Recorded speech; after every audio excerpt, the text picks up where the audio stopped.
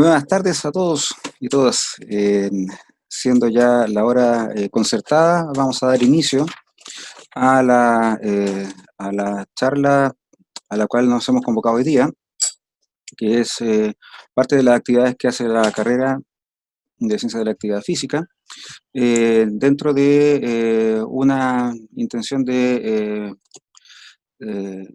conciliar temas de contingencia con también los temas que tengan que ver con mantener actualización y vigencia en los contenidos que se estén revisando dentro de las asignaturas.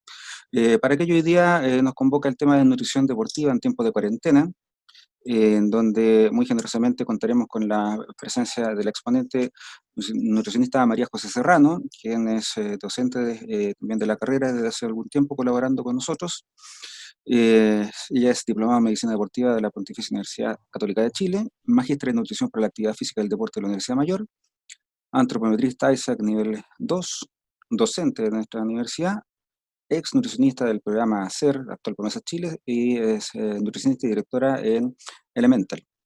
La presentación de nuestra expositora va a contar con generosa información y bastante contenido, y se ha acordado entonces que las preguntas vengan al final, cosa que ella pueda desarrollar todos los temas y quizás eventualmente en el desarrollo vayan saliendo las respuestas a algunas preguntas. No obstante, utilicemos el chat para que vayan quedando registradas estas preguntas y así las podemos resolver hacia el final en el caso de que no hubieran sido contestadas durante la presentación.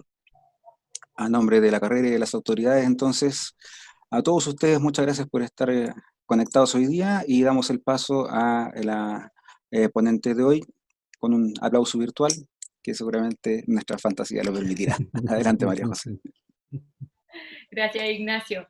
Hola, buenas tardes a todos. Qué gusto tenerlos acá y poder compartir un poquitito sobre este tema que en estos tiempos está siendo tan relevante y quizá un poco olvidado en vista de, bueno, las circunstancias en las que estamos cada uno en nuestras casas, pero también no tenemos que dejar de olvidar con quienes trabajamos nosotros, y en este caso voy a dirigirme a los deportistas de alto rendimiento, los cuales se han visto también bastante afectados con toda esta contingencia. Sabemos que desde que empezó todo este cuento del coronavirus, se inició grandes revuelos a nivel mundial, y esto implicó grandes problemas a nivel tanto económico como social, como por otro lado también con lo que respecta a las actividades deportivas y el desempeño deportivo en alto rendimiento. ¿Qué es lo que ocurre? Que en vista de estas circunstancias de confinamiento en el que estamos sometidos, están apareciendo múltiples factores que están involucrándose con respecto a la salud y el bienestar de las personas y también de los deportistas, relacionados con temas de estrés, ansiedad, angustia, que probablemente también va a tener repercusiones a largo plazo y que tenemos que tratar de enfrentar desde hoy de la mejor forma posible. ¿Qué es lo que ha ocurrido? Que con todos estos cambios de hábito a los que estamos sometidos con este encierro, finalmente ocurren diferentes cambios que probablemente muchos de ustedes ya han cursado, que tienen relación con un aburrimiento asociado también con un aumento en la ingesta de alimentos. ¿Ya? Este estrés que pudiese causar esta angustia, esta necesidad de salir probablemente, también ha estado asociado con un aumento en la ingesta de carbohidratos principalmente simples, ya carbohidratos refinados, los alimentos llamados comfort food, que finalmente genera esta sensación de placer que en el fondo tiende a generar un bienestar a nivel mental y que a la larga pueden generar otros problemas asociados a una ingesta mayor a la que estamos gastando, y finalmente tener asociados problemas relacionados con un aumento en el peso, producto de esta ingesta excesiva, además de otros problemas asociados a inflamación sistémica. Ignacio, ¿no se puede silenciar a las personas, por favor? Sí, sí. Gracias. Como les mencionaba, estos comfort food finalmente son estos alimentos que son esos antojos que finalmente todos estamos buscando en nuestro refrigerador, en nuestra despensa. Y también están los food craving, que en el fondo son estos momentos de ansiedad que están muy relacionados con diferentes factores que tienen más que ver con el índole emocional. ¿Qué es lo que ocurre? Que finalmente todo esto además conlleva a cambios los patrones de sueño y estado de ánimo, que también pueden tener ciertas repercusiones a nivel metabólico de manera general, tanto personas físicamente activas, personas sedentarias, como también está ocurriendo con nuestros deportistas. Estos cambios de hábito han hecho que en grandes oportunidades no tengamos disponibilidad de alimentos frescos, de frutas, de verduras, en vista de que no podemos salir a cada momento a comprar y a abastecernos de este tipo de productos. ¿Y qué es lo que ocurre? Que estamos recurriendo a ciertos alimentos enlatados, alimentos que están procesados, alimentos que, son perecibles, que no son perecibles, por lo tanto tienen una mayor duración en nuestras despensas y que también facilitan el hecho de no tener que estar yendo y saliendo constantemente y de esta forma también evitar el contagio propagado y de esta manera mantenernos de la mejor forma y resguardando la salud de todos los compatriotas. Se hizo un estudio en Italia donde se observaron algunos cambios en la ingesta alimentaria relacionadas con el confinamiento. ¿Qué fue lo que ocurrió? Que se observó que hubo un incremento de ciertos alimentos o en la ingesta de ciertos alimentos, como son las pizzas caseras, los alimentos dulces en general que se preparaban, queques, galletas, etcétera, como también se puede observar un aumento en la ingesta de infusiones calientes, como también en el consumo de legumbres y de pescados blancos. Esto probablemente acá en Chile no es similar a lo que está ocurriendo, en vista que aquí la cantidad de pescado, la ingesta de este tipo de alimentos, la verdad es que es bastante baja. Probablemente vamos a ver más adelante algunos estudios relacionados a la ingesta de alimentos, cómo se ha modificado con el tema de la cuarentena, pero hasta la fecha aún no han salido grandes estudios ni investigaciones relacionadas con esto, así que todavía nos queda un poquito de tiempo, ellos van un poco más adelantados en cuanto a esto, así que ya tenemos una perspectiva de hacia dónde podríamos terminar con nuestras ingestas alimentarias. Ahora, ¿qué es lo que ocurre? Que en vista de todo esto nace la necesidad de generar directrices nutricionales que de alguna forma permitan resguardar la salud de las personas. ¿Qué es lo que ocurre? Que a pesar de las grandes personas o sociedades que están detrás de todo este tema del ámbito nutricional, la verdad es que la literatura en cuanto al manejo y tratamiento y prevención del coronavirus aún está en estudio. ¿Ya? Por lo tanto, la literatura que hay disponible actualmente es bastante escasa como para dar recomendaciones nutricionales específicas al caso del coronavirus. Hay algunas pruebas que se están realizando con ciertos minerales, vitaminas, pero la verdad es que todavía no se llega a un consenso establecido, por lo tanto, por ahora las recomendaciones como tales no están establecidas.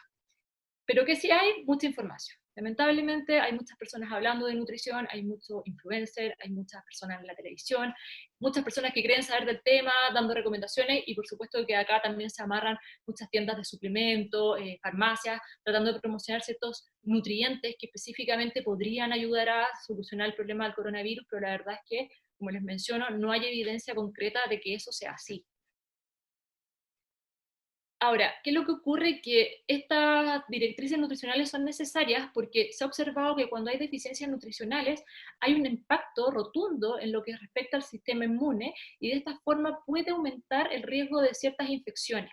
Y por lo tanto, en este momento, en vista de la contingencia en la que estamos, en vista en el contexto que está un poco incierto todavía, la verdad es que mantener un estado nutricional adecuado va a ser sumamente importante contra la batalla de este virus y de esta forma tratar quizás de reducir en cierto modo la necesidad de más camas, más hospitalizaciones y más recursos médicos. Por lo tanto, como les menciono, no estaba previsto que esto ocurriera de esta forma, por lo tanto cobra gran relevancia que nos protejamos, que tengamos un sistema inmune que esté fuerte y que de esta forma, en el momento, si es que alguien llegase a contagiarse, la sintomatología no sea tan agresiva ni tan mortal. Lo que ocurre con todo esto es que, como les mencionaba, estos cambios en la conducta que estamos teniendo producto del confinamiento tienen relación con inactividad física, ingesta de alimentos que no son los adecuados y además del estrés y los cambios en los patrones de alimentación en cuanto a los horarios.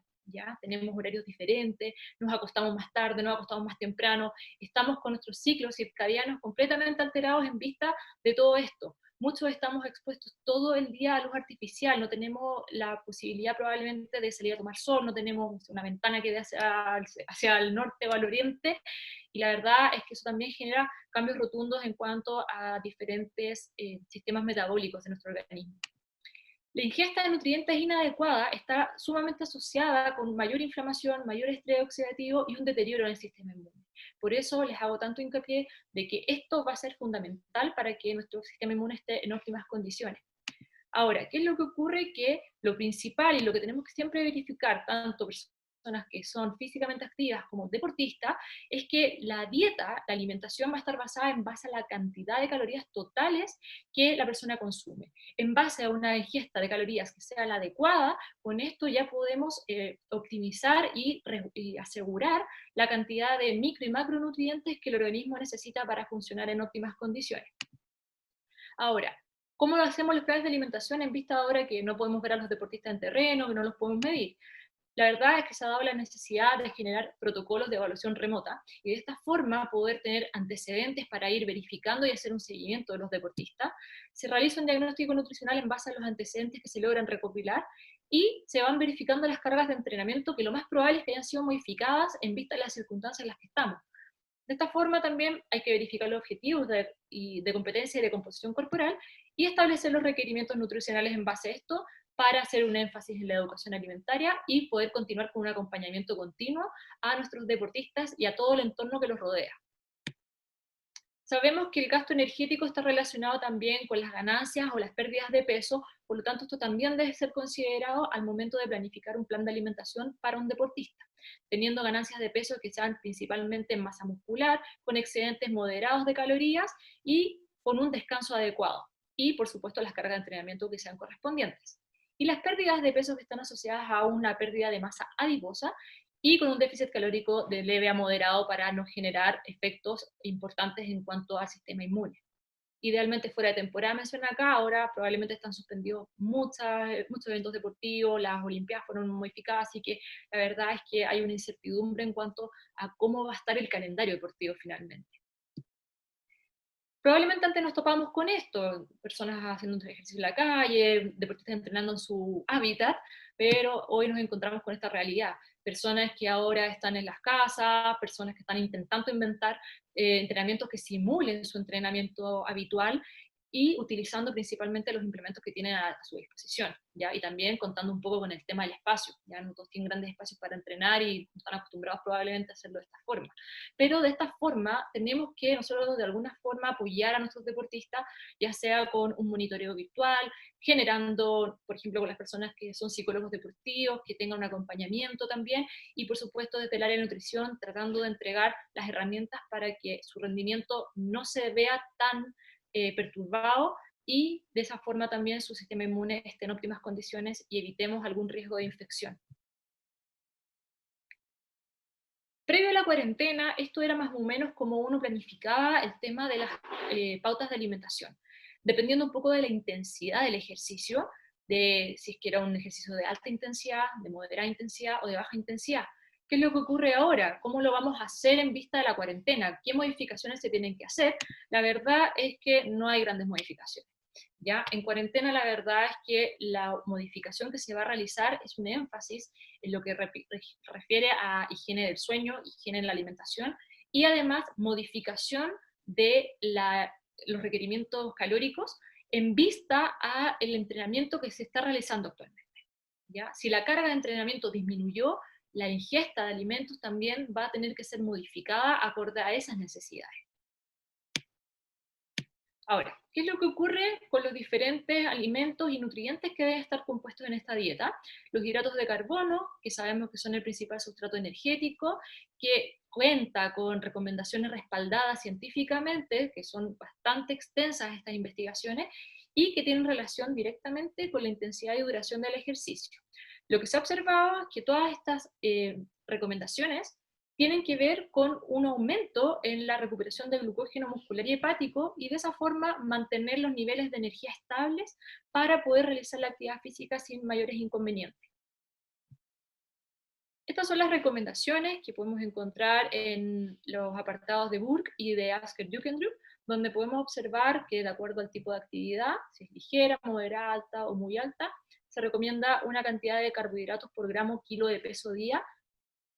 Lo mismo para el tipo de actividad que se está realizando. Y por otro lado también podemos observar que durante eventos superiores a una hora, la ingesta de hidratos de carbono también cobra gran relevancia en vista que permite ahorrar el glucógeno hepático, mantener la gluconeogénesis, disminuir la gluconeogénesis y aumentar las altas tasas de oxidación de hidratos de carbono y de esta forma mantener las glicemias estables y prevenir la hipoglicemia. De esta forma podemos retrasar la fatiga y potenciar el rendimiento deportivo. Ahora, ¿qué es lo que ocurre? Que durante actividades de larga duración se ha observado que hay un descenso en cuanto a células del sistema inmune durante la actividad de ejercicios prolongados, que es lo que se ha comentado, que el uso de bebidas con carbohidratos o hidratos de carbono durante la actividad permitirían limitar un poco más el estrés metabólico generado propiamente por la actividad. Y de esta forma, como se mantiene la glicemia en sangre estable, no hay un aumento tan exacerbado de las hormonas catabólicas, y de esta forma habría un gran impacto a nivel de sistema inmune. Y por eso se recomienda que cuando estos entrenamientos sean prolongados, a pesar de que estemos en cuarentena, se incorporen ingestas de hidratos de carbono acorde a la cantidad de minutos que se vaya a realizar la actividad física. Otro punto no menor y importante de recordar es el consumo de fibra, idealmente fibras fermentables como oligosacáridos, como pueden ser también los mucílagos, las pectinas, el almidón resistente, ya que estas fibras incorporan grandes potenciales a lo que refiere al... disculpen, me desconcentré con el chat, que refieren a la microbiota intestinal. ¿Qué es lo que ocurre? Que esta microbiota intestinal, que es un complejo de microorganismos que residen principalmente en el colon, tiene un efecto importante en lo que refiere al sistema inmune. Por lo tanto, la ingesta de estas fibras fermentales promueve el crecimiento de estas bacterias benéficas, potenciando las barreras intestinales antipatógenas y por otro lado favoreciendo los procesos de inmunidad. La ingesta recomendada para mujeres es 25 gramos, los hombres 38 gramos. Ahora, la verdad es que no se recomienda hacer una ingesta mayor a esta para potenciar más el sistema inmune, sino que con las ingestas comunes y corrientes deberíamos andar bien.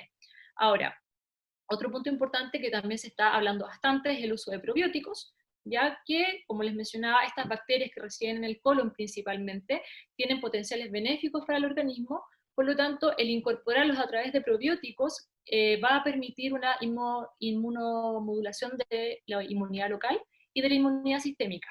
Ahora, existen diferentes cepas de bacterias y la verdad es que no está muy claro todavía qué bacterias específicamente son las más benéficas, pero con los que se han realizado más estudios son con los lactobacillus y las bifidobacterias, y se recomienda un uso de por lo menos cápsulas que contengan 10 billones de microorganismos vivos.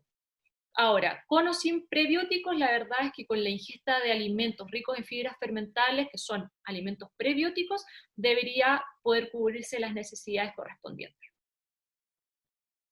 También se recomienda, en algunos casos, el consumo de alimentos fermentados como el chucrut, el kimchi, el kefir y algunos derivados, pero la verdad es que aún se necesitan más estudios para poder dilucidar los mecanismos moduladores de esto. Pero mal no nos va a hacer, así que bienvenidos sean los alimentos fermentados en nuestra dieta. Por otro lado, tenemos el tema de las proteínas, que sabemos que tienen relación con todas estas estructuras de nuestro organismo que deben ser repuestas y recuperadas diariamente, y que también está relacionado con las vías metabólicas energéticas en las que participan los aminoácidos.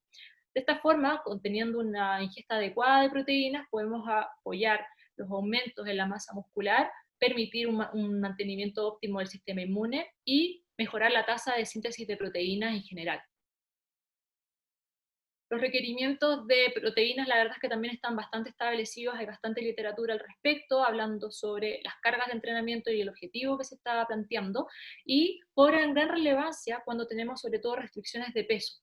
Cuando tenemos déficit calórico para generar una baja de peso, la ingesta de proteínas cobra gran relevancia, en vista de que si tenemos una ingesta reducida y una ingesta de proteínas que no cubre con esas necesidades, finalmente podemos tener problemas a nivel de nuestro sistema inmune. Algunas consideraciones que tenemos que tener pendientes en este tema es que sí o sí la ingesta de proteínas va a ser óptima para poder sintetizar mayormente las fibras musculares, y también posterior al entrenamiento prolongado se ha observado que la ingesta de proteínas en conjunto con hidrato de carbonos atenúa los aspectos de depresión inmune que se generan posterior al ejercicio. Siempre después del ejercicio se genera una leve depresión del sistema inmune, pero se ha observado que al ingerir los alimentos adecuados posterior al ejercicio, esta decaída del sistema inmune se tiende a restablecer. Y de esta forma también se reduce la incidencia de infecciones respiratorias del tracto alto. Por otro lado, las ingestas óptimas hablan de ingestas que van entre 20 a 25 gramos posteriores a la actividad y con ingestas similares fraccionadas a lo largo del día, cada 3, cada 4 horas, y de esta forma podemos lograr mantener la síntesis y degradación de proteínas estable. Los lípidos cobran gran relevancia también, tienen una función estructural formando parte de las membranas de nuestras células, una función de reserva, ya que podemos obtener grandes cantidades de energía contenida en los triglicéridos de nuestro organismo.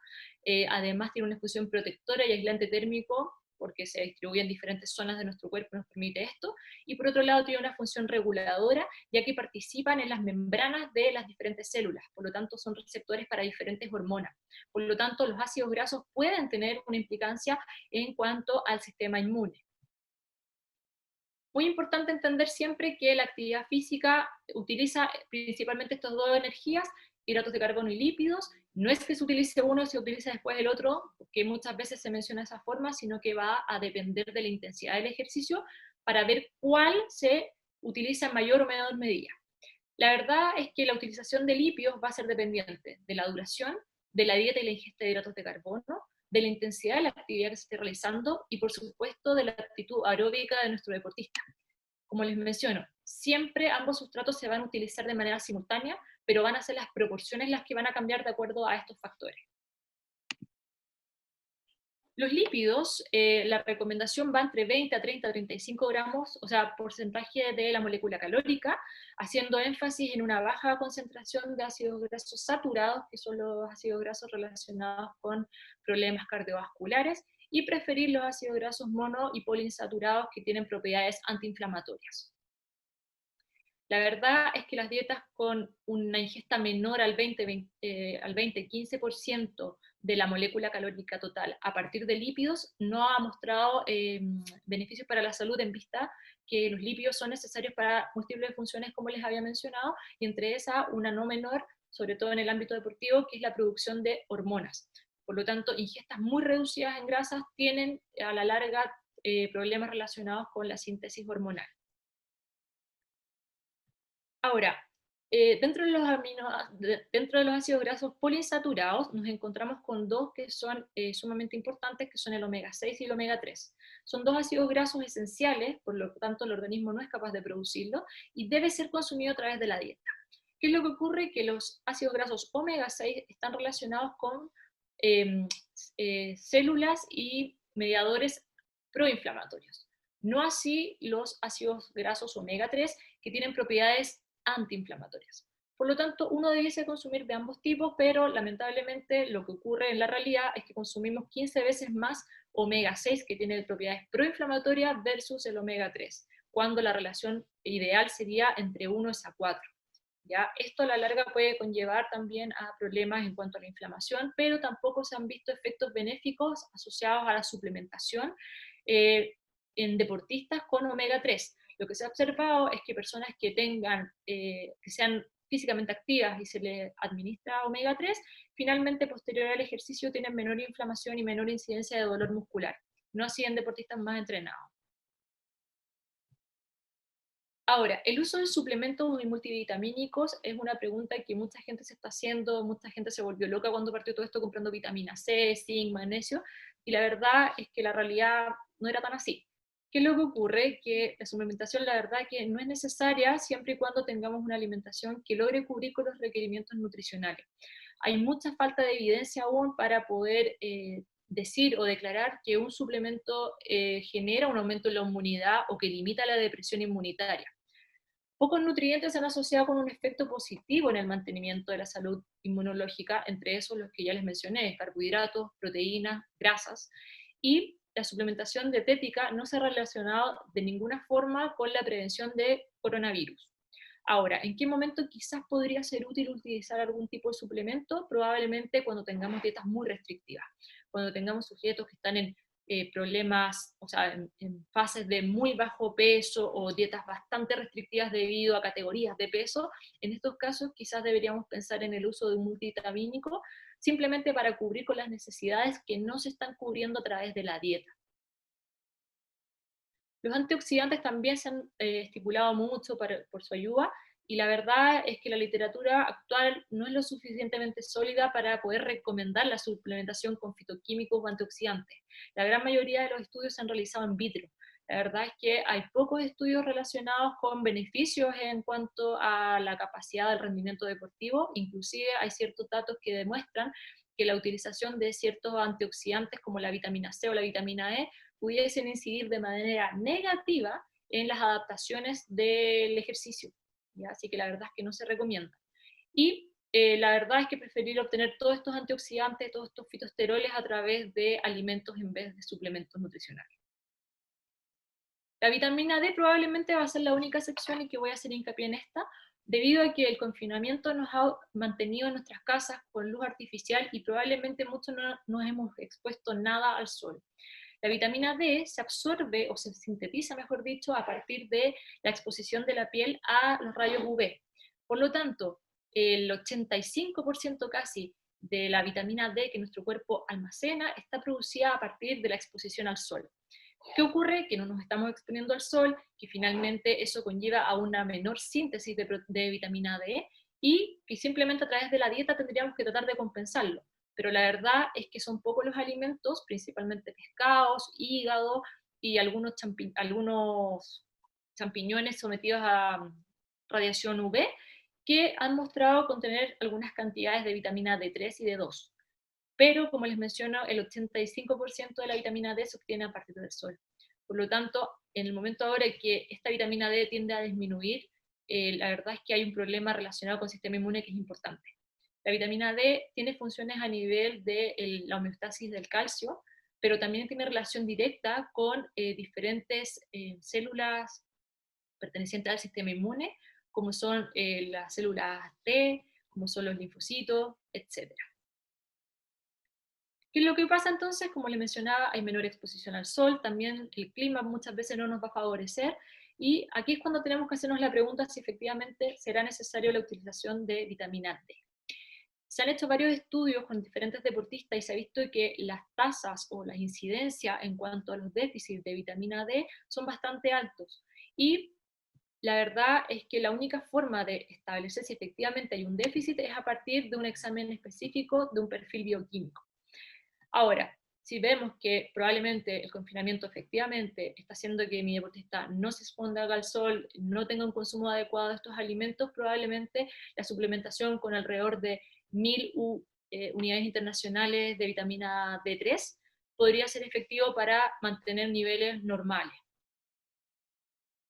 Lo ideal sería que todos nos expusiéramos 15 a 30 minutos varios días a la semana y de esta forma poder promover la síntesis de vitamina D y de esta forma favorecer que las concentraciones permitan tener una función inmune óptima y los atletas que son deficientes o con insuficiente vitamina D es probable que se puedan beneficiar con la suplementación de esta vitamina.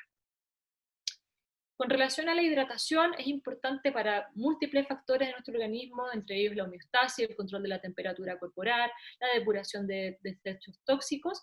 Por lo tanto, cobra gran relevancia, sobre todo en el deporte, en vista que sabemos que el 75% del músculo es agua. Por ende, la hidratación previa, durante y después va a ser importantísima para sostener las tasas de entrenamiento de manera óptima y poder de esta forma retrasar la fatiga.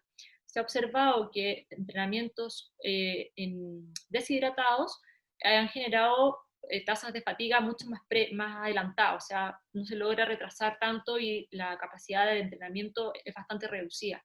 Por lo tanto, como les digo, la hidratación previa, durante, cuando son actividades más largas y después va a cobrar gran relevancia también para los procesos de recuperación. Por lo tanto, aquí hay que hacer gran énfasis en la educación. Probablemente con frío no dan tantas ganas de tomar cosas líquidas, pero podemos hacer algunas modificaciones como incorporar infusiones de hierba, incorporar caldos, incorporar jaleas y también solicitarle a nuestro deportista que vaya verificando cómo está el color de su orina. Probablemente esta va a ser la herramienta más útil que vamos a tener en este momento, en vista que no vamos a estar con el deportista, pero de alguna u otra forma tenemos que encontrar las herramientas para poder ir verificando cómo va avanzando en su plan de alimentación. Las recomendaciones de hidratación del Colegio Americano de Medicina del Deporte también están bastante establecidas. Y también otro punto no menor de considerar es el consumo de alcohol. El consumo de alcohol, la verdad es que retrasa los procesos de recuperación muscular, genera fatiga, genera deshidratación y pérdida de vitaminas hidrosolubles, pero también incorpora calorías extra y de esta forma van a alterar también nuestros propósitos en cuanto a la alimentación.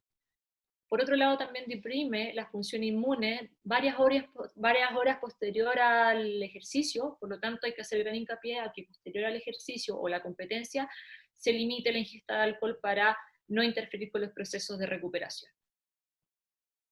¿Qué ocurre con el sueño? Probablemente a muchos les ha pasado, a mí en lo personal ya me pasó, que alteraciones en la calidad del sueño.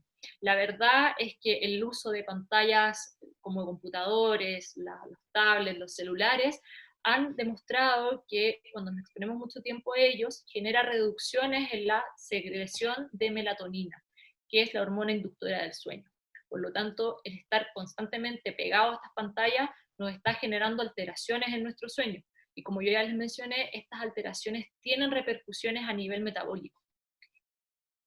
Estas alteraciones del sueño generan alteraciones cognitivas y del estado de ánimo, también generan una inmunidad menor y generan más inflamación, hay un aumento en las citoquinas inflamatorias y hay cambios metabólicos como por ejemplo un aumento en una disminución en la leptina y un aumento en la grelina, que son dos hormonas que contrarregulan el apetito. Por lo tanto, a disminuir la grelina y aumentar la leptina, finalmente nos genera más hambre. Por lo tanto, caemos en otro problema que tiene relación con una ingesta inadecuada de alimentos. Por otro lado, también se ha observado que hay una disminución de las hormonas anabólicas, como la testosterona y la hormona del crecimiento, cuando tenemos falta en la calidad del sueño. Por lo tanto, la síntesis y la recuperación de fibras musculares se puede ver deteriorada cuando tenemos alteraciones del sueño. La verdad es que se ha observado que solamente 4 días con alteración del sueño ya genera impactos significativos en cuanto a estas adaptaciones, además de alteraciones, como les mencionaba, en la ingesta de alimentos que también a su vez alteran nuevamente el sueño. Lo más importante aquí es que todos estos factores finalmente van a disminuir el rendimiento deportivo y también van a ser más propensos a nuestros deportistas a lesionarse, a no adquirir las adaptaciones que se están buscando con el entrenamiento y finalmente a también disminuir su sistema inmune. Lo que se ha observado es que las dietas altas en carbohidratos, al igual que las dietas altas en proteínas, pudiesen tener un efecto a nivel de las concentraciones de triptófano que puede ingresar a través de la barrera hematocefálica y de esta forma inducir a la producción de melatonina, que como ya les mencionaba es la hormona que tiene relación con la inducción del sueño. La verdad es que falta bastante consenso sobre este punto, pero las recomendaciones generales se hablan de hidratos de carbono, de alto índice glicémico, al menos 1 hora antes de acostarse para mejorar la calidad del sueño, en vista a que el aumento de la insulina permitiría modificar la concentración de triptófano libre que puede ingresar a la barrera hematocefálica. Lo más importante en esto, en vista de que aún faltan bastantes estudios con relación al sueño en deportistas, es favorecer una buena higiene del sueño, para de esta forma maximizar la calidad y cantidad de sueño. Los deportistas en general se ha observado que tienen calidad y tiempo de sueño diferentes a una persona normal. Por lo tanto, esto cobra gran relevancia debido a que en la noche se producen grandes procesos anabólicos y entre esos también hay relación con el sistema inmune. ¿Qué podemos hacer entonces en vista que no estamos viendo a nuestros deportistas constantemente y no podemos trabajar tan cerca de ellos como quisiéramos? Podemos trabajar en otras cosas, como por ejemplo en entrenar el intestino. En los deportes que requieren altas tasas de utilización de hidratos de carbono, donde la ingesta puede ser un grave problema en vista que la capacidad gástrica nos da, se pueden generar instancias ahora como simulacros de la utilización de altas concentraciones de hidratos de carbono y de esta forma ir entrenando el intestino para que constantemente vaya siendo sometido a altas cargas y finalmente genere las adaptaciones que estoy esperando para poder alcanzar esas altas concentraciones de hidratos de carbono. Por otro lado, podemos hacer una tasa de sudoración, solicitarle a nuestro deportista que se pese antes, se pese después, verifique cuánto líquido tomó y de esta forma tener un parámetro general de ver cuánto líquido efectivamente pierde por hora. Por otro lado, también podemos practicar las estrategias nutricionales que hemos diseñado para alguna carrera, alguna competencia importante, y también podemos inclusive generar instancias o lugares que permitan generar una especie de aclimatación, sometiendo a nuestro deportista a climas muy cálidos, húmedos, y de esta forma simular una aclimatación a un terreno tropical, por ejemplo. Las buenas prácticas de higiene, cuando uno empieza a revisar la literatura y la información referente a la alimentación y coronavirus, la verdad es que hay solamente y prácticamente puras recomendaciones relacionadas a la práctica de las buenas higiene. El lavado de manos, la sanitización de los espacios que se van a utilizar para cocinar, el lavado de frutas y verduras antes de consumirlos, recordar que las superficies plásticas y de metal pueden el virus estar contenido casi 3-4 días, no así los productos de cartón, pero independiente de que vengan envasados, se recomienda siempre limpiar todo antes de incorporarlo a la cena. Por otro lado, evitar la contaminación cruzada va a ser importante para evitar cualquier tipo de enfermedad gastrointestinal, refrigerar bien los alimentos y cocerlos a las temperaturas óptimas para la destrucción de la mayor cantidad de patógenos posibles. Súper importante planificar tiempos de comida y las cantidades que se van a consumir y, por supuesto, no compartir artículos personales. ¿Ya? Los deportistas que en algún momento van a empezar a retomar su rutina diaria, es súper importante que no compartan las botellas, que no compartan sus toallas, que no compartan muchas cosas, o sea, que lleguen al momento que van a entrenar, entrenan y después se retiren lo antes posible para evitar el mayor contacto posible. La verdad es que lo que necesitamos es esto, llegar a una alimentación equilibrada que contenga todos los micro y macronutrientes, y de esta forma nuestro sistema inmune va a estar en óptimas condiciones y no vamos a tener la necesidad de utilizar algún suplemento de refuerzo inmunológico. Como les mencionaba, la literatura es bien clara en que no hay efectos beneficiosos, no hay una suplementación específica para este virus, y que a través de la ingesta de las recomendaciones adecuadas deberíamos estar sin problemas. Como conclusiones, entonces, podemos hablar de que hay que adecuar los requerimientos en base a la condición actual de nuestros deportistas, modificarlo de acuerdo a las preferencias, a los gustos y a la condición mediante la cual está entrenando, con las cargas de entrenamiento adecuadas. Por lo tanto, aquí el trabajo interdisciplinario es súper importante para poder tener comunicación directa y saber qué es lo que se está trabajando con el deportista. Por otro lado, hay que evitar las dietas muy restrictivas y las pérdidas de peso demasiado abruptas, porque tienen incidencia directa con lo que refiere al sistema inmune, y hay que optimizar la ingesta de nutrientes a través de la dieta. ¿Ya? Lo ideal es esto, si el uso de suplementación simplemente se utiliza para compensar ciertas deficiencias, pero no lo es todo. La dieta es la base de nuestra estrategia. Va a haber que verificar si efectivamente es necesaria la suplementación. Como les mencionaba, probablemente sí va a ser necesaria la suplementación en vitamina B, o sea, vitamina D, en vista de la falta de exposición al sol. Y las buenas prácticas de higiene, selección, preparación y conservación de los alimentos van a ser nuestras herramientas para poder tener óptimos beneficios. Y por supuesto, el control y seguimiento. Esto es súper importante, tratar de pedir quizá un registro fotográfico de las comidas, estar en contacto con nuestros deportistas para de esta forma poder apoyarlos de manera remota, pero no dejarlos abandonados en este momento porque están con una incertidumbre muy grande, y la verdad es que los deportistas no pueden perder tiempo, no pueden perder entrenamientos. Por lo tanto aquí el trabajo del equipo multidisciplinario cobra gran importancia. Eso. No sé si, Ignacio, ¿estás por ahí? Aquí estoy. Bien, María José. 45. Perfecto el tiempo, pero ¿cuál? Como si hubieras entrenado, hiciste la métrica precisa. Hay algunas preguntas que se han recibido y las vamos a traspasar. Ya, Se pregunta, ¿qué pasa con las personas prediabéticas, ya que se les suele recomendar no comer harinas ni azúcar? ya. Las personas prediabéticas ya tienen un problema a nivel del metabolismo, por ende ya tienen un estado de inflamación bajo, ¿ya? O sea, ya están más predispuestos, ya tienen una predisposición a tener más problemas asociados a infecciones. Los hidratos de carbono no simplemente están en las harinas ni en el azúcar, sino que, como mencionaba, es importante el consumo de fibras, que también son carbohidratos finalmente. Los alimentos que son ricos en fibras, los alimentos integrales, el centeno, el salvado de avena, pudiesen ser buenos aliados para estas personas. Ahora, las personas prediabéticas no deben consumir azúcar.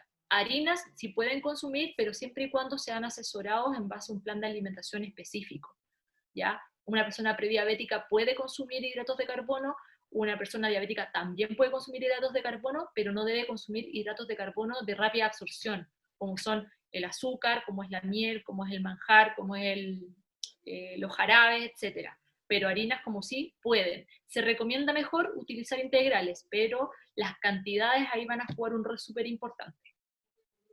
Un poco ligado a eso, y también interpretando lo que puede ser lo que algunos de los asistentes estén teniendo como duda, y cómo se ve esto respecto a todas estas dietas de moda que siempre aparecen, y actualmente aparecen estos programas de tipo keto, que están basados en estas fórmulas y que son prometedoras de un éxito pleno y que podrían ser bastante discutibles, y entre eso, ¿cómo lo es?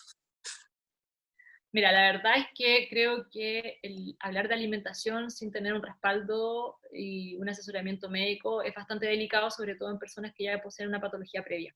La verdad es que las dietas, estas dietas keto y todo lo demás incorporan, o sea, si se incorporaran las grasas que realmente tienen que incorporar, probablemente nadie las seguiría por más de 2 días. Y la verdad es que los estudios demuestran que las dietas cetogénicas específicamente tienen repercusiones graves a nivel intestinal. Esta microbiota de la que yo le hablaba puede transformarse, va cambiando todo el tiempo, y en 4 días, 2 días, 2 a 4 días que uno ya cambia la ingesta de alimentos, ya tiene repercusiones a nivel intestinal. Ya hay una modificación de la microbiota. Y eso implica que finalmente haya un deterioro en el sistema de barrera que contiene nuestro intestino para protegernos ante patógenos y para también la señalización de todas las moléculas del sistema inmune.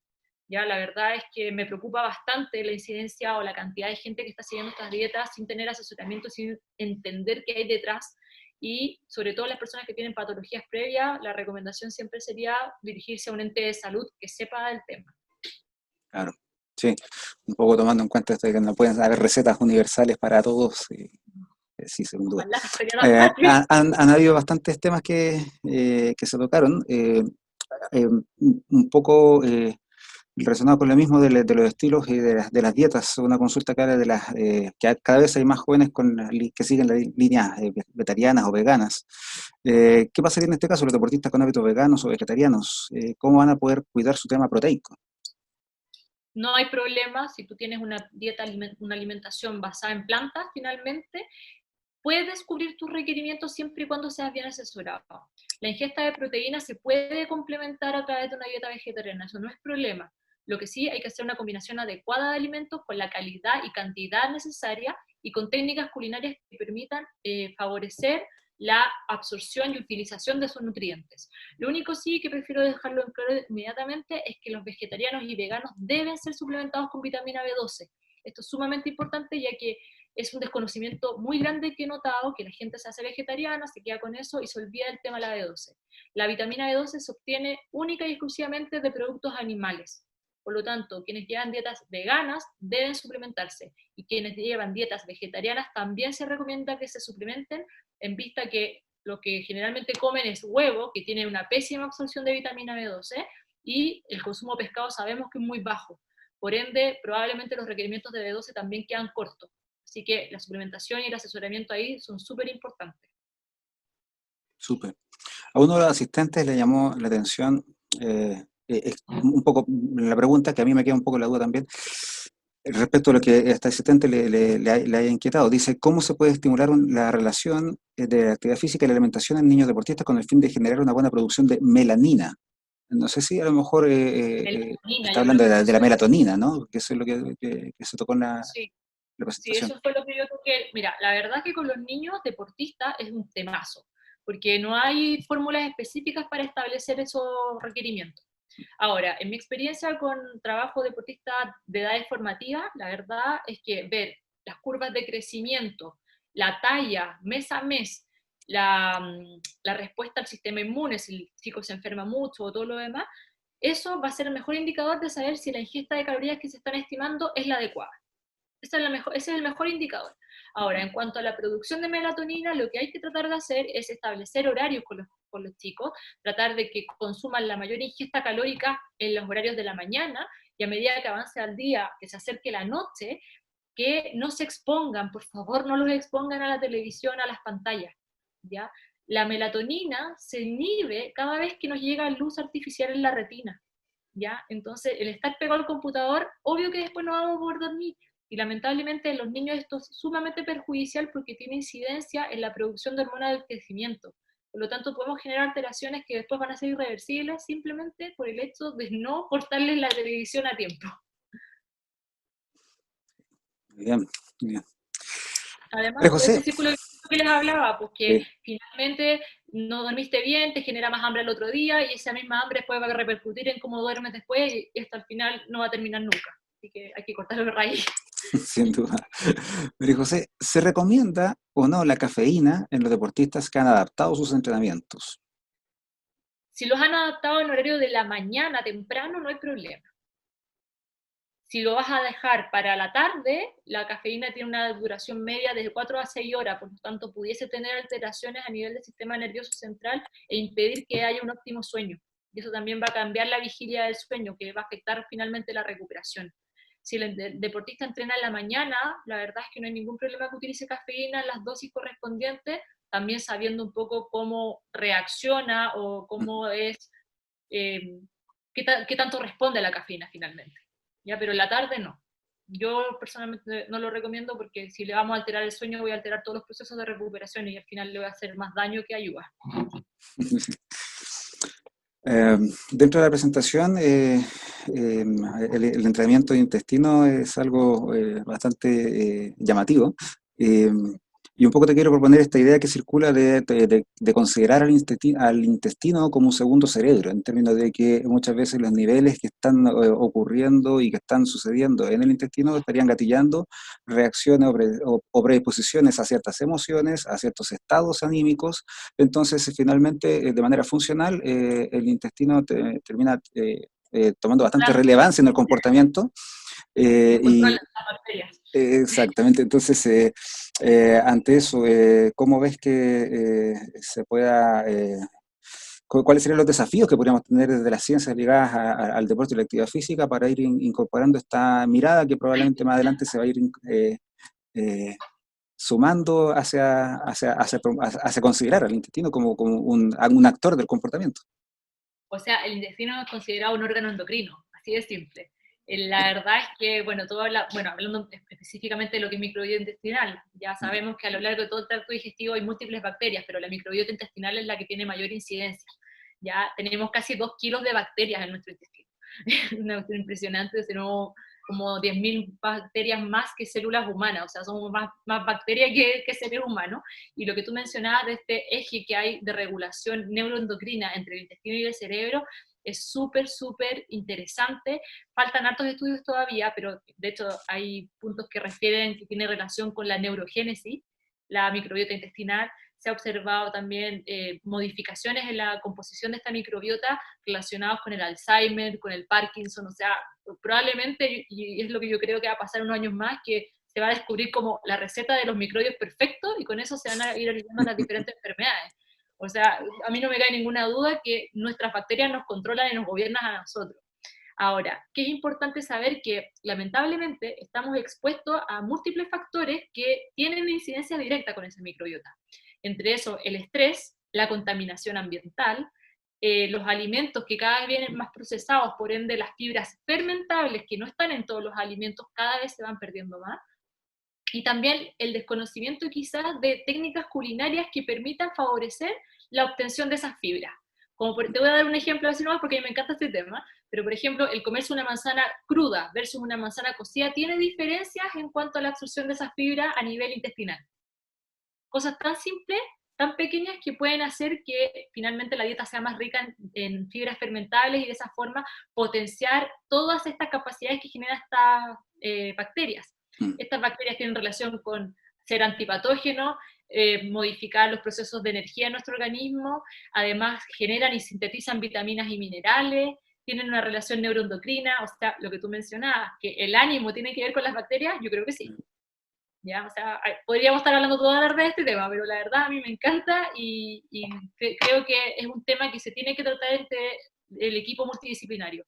como está todo relacionado, finalmente cada segmento del trabajo en equipo que se genera con un deportista tiene que estar ligado uno con el otro. Tal cual. Consulta que aparece ahora. ¿Qué alimentos podrían estimular la AMPK? AMPK, AMPK, alimentos como tal, la verdad es que serían las proteínas, pero idealmente posterior al ejercicio, ya que se ha visto que hay una mayor síntesis de proteínas musculares relacionadas al tema de un aumento en la, o sea, en el fondo por este efecto sinérgico que genera el ejercicio y la alimentación en conjunto. Súper, súper bien. Bueno, han habido otras consultas que tienen que ver con poder acceder al material o a la presentación que se ha realizado. Eso es algo que tendrás que revisar luego qué cosas se podrían compartir y ante eso tenemos los correos de contacto de quienes están hoy día, entonces María José verá lo que pueda compartir y eso lo haremos llegar a los correos respectivos. Eh, la verdad es que hemos tenido una jornada bastante provechosa, hemos accedido a una presentación eh, en cuanto a forma y fondo totalmente a la altura de lo que es este tipo de actividades que hacemos en la universidad, bastante información y evidencia científica, que es lo que caracteriza la búsqueda del conocimiento de lo que estamos tratando de hacer desde esta carrera.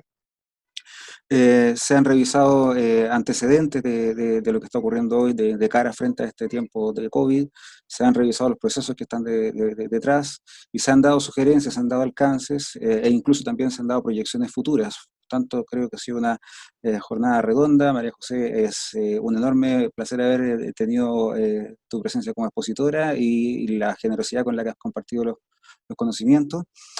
También la enorme solvencia para dar las respuestas a todas las preguntas y dudas que hubieron, lo que de verdad se valora mucho y en ese sentido quiero transmitir un poco lo que es el sentir de los asistentes hoy día hacia tu persona. Muchas gracias y muy contento por haber estado en esta charla contigo hoy.